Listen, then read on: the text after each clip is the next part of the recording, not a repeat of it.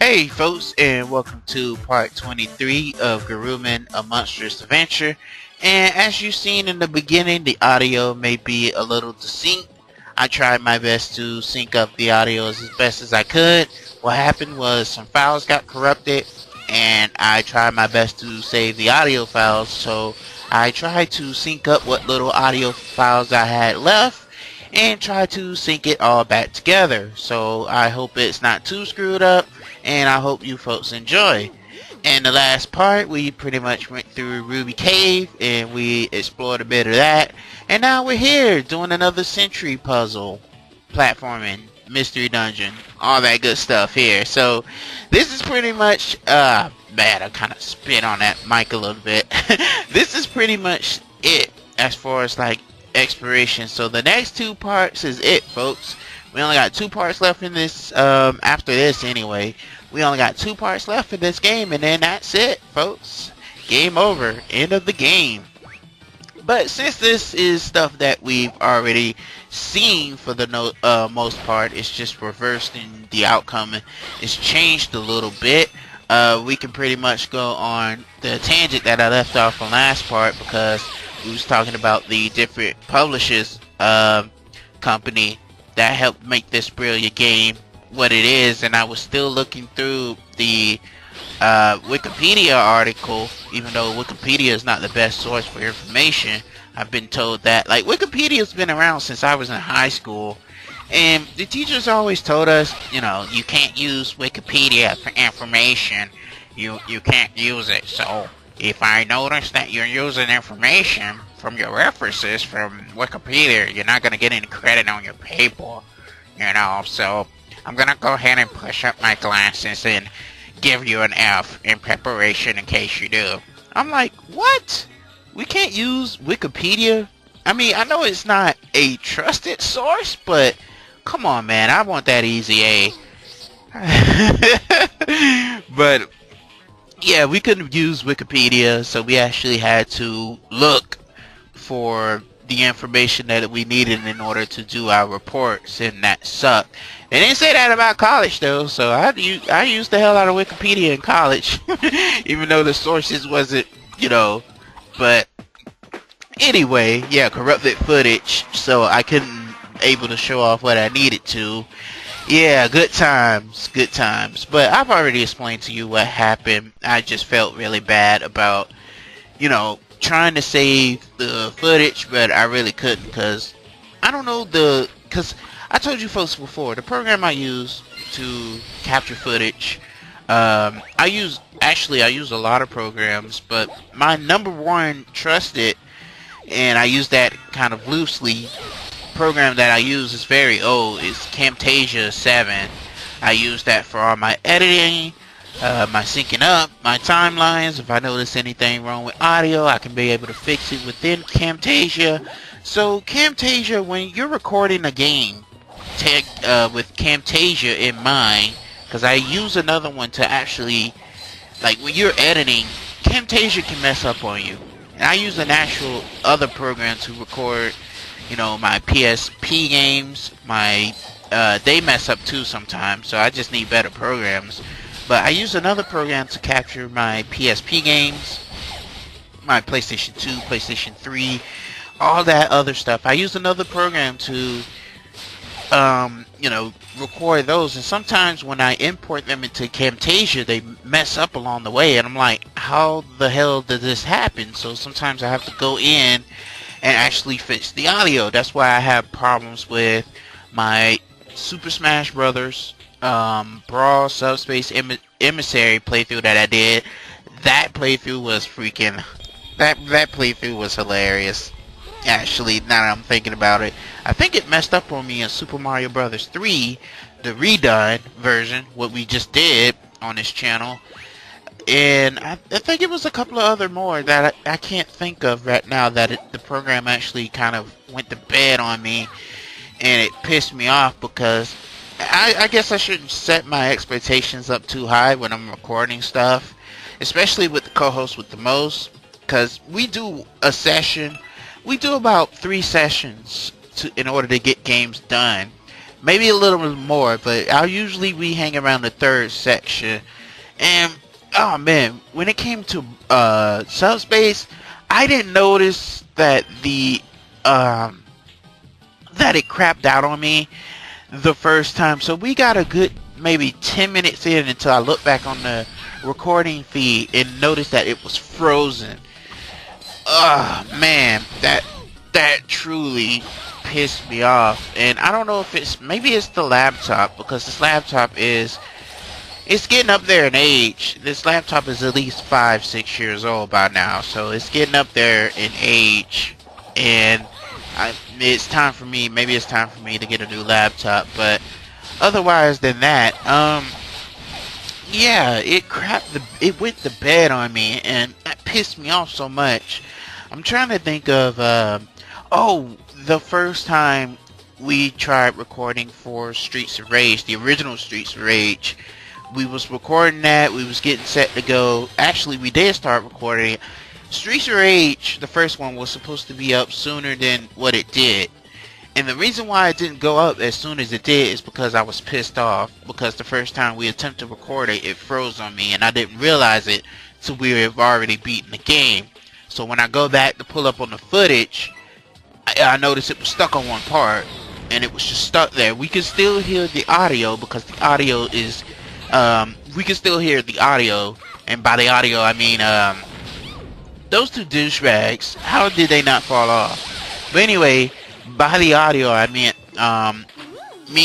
myself and the co-host, because I have a different program using to record our audio, so the video was frozen and the audio was still going on. And oh man, when I noticed that, I just scrapped it. I was like, this not even worth it. The video's corrupted. I can't salvage anything rather than just hearing us talk in the background, and I know you folks wouldn't enjoy that one bit. So I just scrapped the whole playthrough that time, and it will be a while before we actually got into, you know, the actual Streets of Rage game, which I hope you folks did enjoy on the channel. And if you haven't, then it's there within those 60 plus playlists that you have to go through in order to reach to 60 playthroughs on the channel. At least 60 playthroughs that we did, my co-host and myself, mostly me though, but you know, I do thank him every time that we do a playthrough, and it's only more to come, folks. It really is. So 60 is nothing right now. There's more to come. Next year, I do got some stuff planned out. I want to see, probably within the next week or so, in the time of this recording anyway, there was a game. Oh man, what happened to my voice for a second? Geesh. There was a game. There was a game that I want to, that I actually purchased, that I was looking for a long time.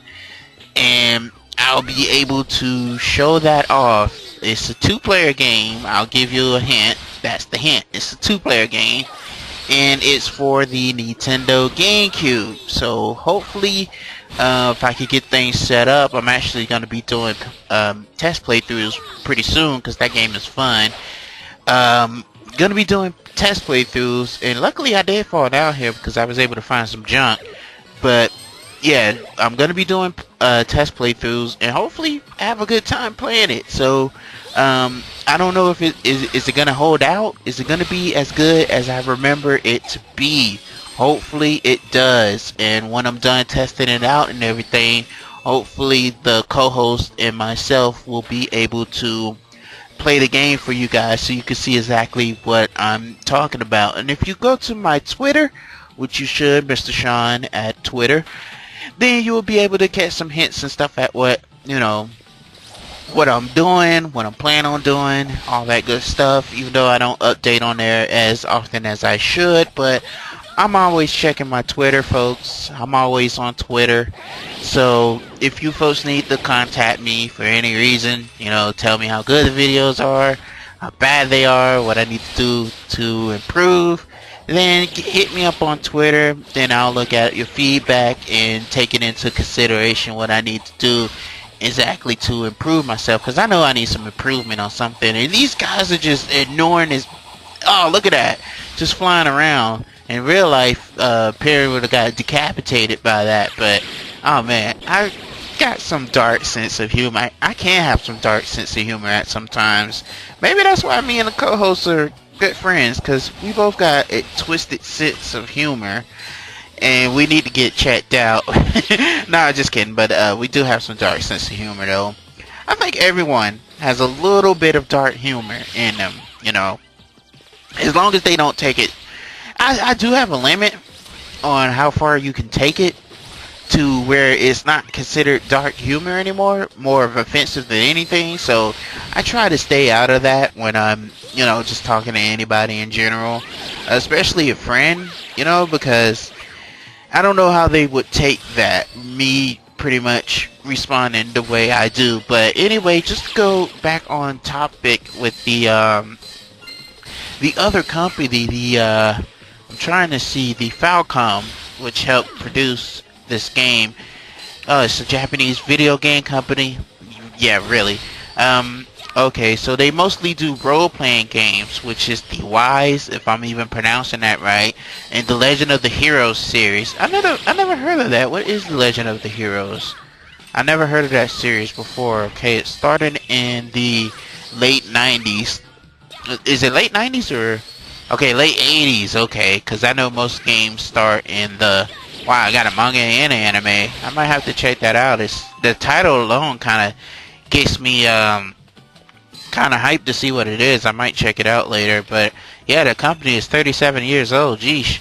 Oh, so they also did Brandish as well? Wow. Didn't know that. Okay, and they got some crossovers and stuff like that, so I figured they have crossovers within their own company.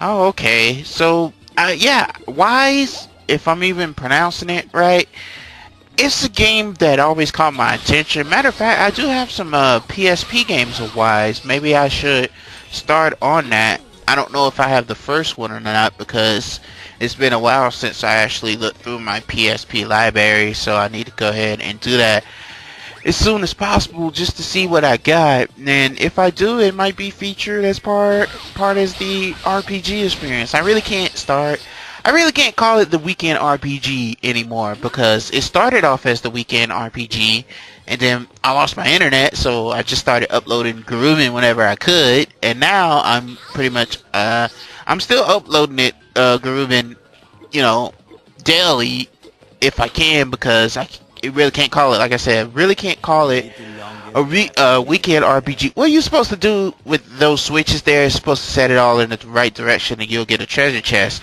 But I ain't have time with that. After messing with that for 10 minutes and not getting any results and not wanting to rely on anybody else's playthrough for answers, I just decided to screw it and get on with it. So I got a B for that. But yeah, folks, next part is pretty much going to be tackling, you know, the Great Fang in Endgame, folks. So I hope you folks are getting excited for that. Why not, you know? So hopefully, you know, the Great Fang, is it going to be a challenge? Maybe, maybe not. You'll have to stay tuned to see. But we're going to return the item to who it belongs to.